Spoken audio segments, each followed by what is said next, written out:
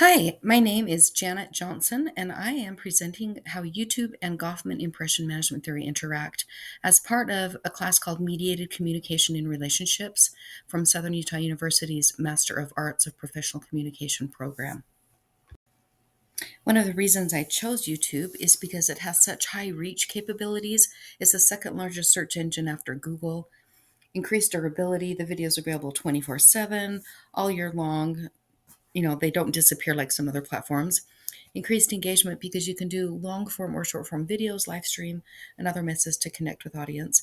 It builds trust because people can see you and interact with you and get to know you a little bit. And then there's algorithms that help make your content available and shared. And of course, there's some monetary purposes. So I'm going to show you how to create some content for YouTube using Canva, creating slideshows, setting timing, and recording voiceover, adding music, and then downloading and posting it on YouTube. So first you want to find your message. Is there music or entertainment or educational information you want to share, or perhaps favorite quotes or themes or comedy? So find the message, and then you want to find images that support your message. You can do that by going to Canva's Elements tab and searching for whatever topic you might be interested in, or you can also upload images that support your theme. Next, you want to set your timing in the center upper portion of the screen. By the animate feature, you'll be able to read off what you have and time it so you can set to the transition accordingly. And then, of course, you want to add music or animation or other features to make it exciting. You can do this by going into the Elements tab again.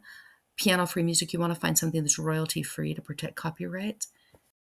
Or you can upload your own original content. Then you'll want to go to the Uploads file and select Record Yourself and do voiceover. Then it's important to control the volume as needed. Down in the lower section, if you click on the purple recording tab, then select the volume, you can adjust and make the background music softer than the voiceover and so forth. After you've practiced with it a few times and are happy with the results, you'll want to go up to the upper right corner and select Share and copy or download it as an MP4 video file. That's important how you download it. Then you're ready to upload your file to YouTube, log onto your YouTube channel, select Create, upload video, then you'll be given a prompt to describe the video and set your parameters. And here's the video I created. What occupies your thoughts consumes or magnifies your life. So set boundaries for your mind. Which means when negative thoughts fly over, don't let them land and build a nest. Replace them with positive thoughts worthy of your time and attention. Now I'm going to talk about Erving Goffman's impression management theory. It's basically where people are social performers and they manage their professions. Basically, they're presenting to people at all the time. It reminds me of William Shakespeare's quote that all the world's a stage and all the men and women merely players. They have their exits and entrances, and one man in his time plays many parts, his acts being 7 ages. So that's a lot like what Erving Goffman's theory is with front stage, backstage, and off stage. So I'm going to go through each of those. So front stage is censored and polished behavior. People are on their best behavior, best appearance. It's how we act when we know people are watching. People are actors. They perform roles in everyday interactions. And then, of course, they have props and settings and language and other nonverbal cues that help how they're perceived. Then we have backstage, where this is behind the scenes. It's more private and relaxed, but it's how we behave when we're not being watched and we're preparing. So we're rehearsing or planning for our front stage behavior. We also can take a break and maybe drink water or things like that, and we're more at liberty to be ourselves and express our true opinions. Offstage is the most relaxed. It's our private self. It's most authentic. It's when we're outside the presence of an audience. We get to get rid of our masks and reveal parts of ourselves that are typically not seen. And it may include navigating multiple roles. Like if you're a teacher and you see a student at a grocery store, then that's an off stage, but you're kind of juggling multiple hats.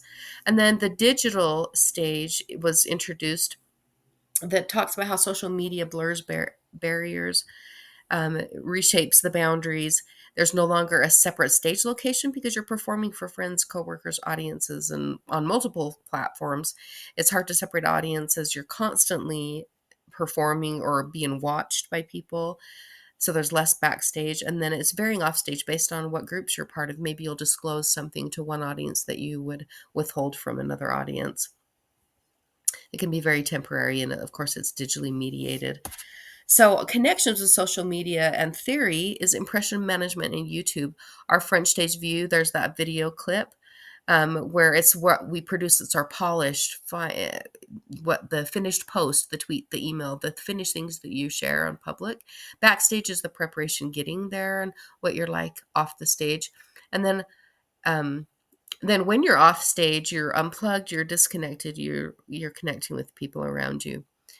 So those are some examples of how that connects. With YouTube, I've learned to be specific, be topic focused, use keywords and phrases, keep it simple because short is sweet and time is precious. And then, of course, it helps to learn the technology. I still need to learn how to design thumbnails, but I've loved learning more about Canva features. Things I still want to improve, building trust with long form videos where the audience can see and get to know me personally. Obviously, utilizing search tools are beneficial to help spread the word and help people. And then being consistent, regularly posting content on a dependable way so the audience knows what you're about. I hope you have enjoyed my connection between YouTube and impression management. This has been a great class.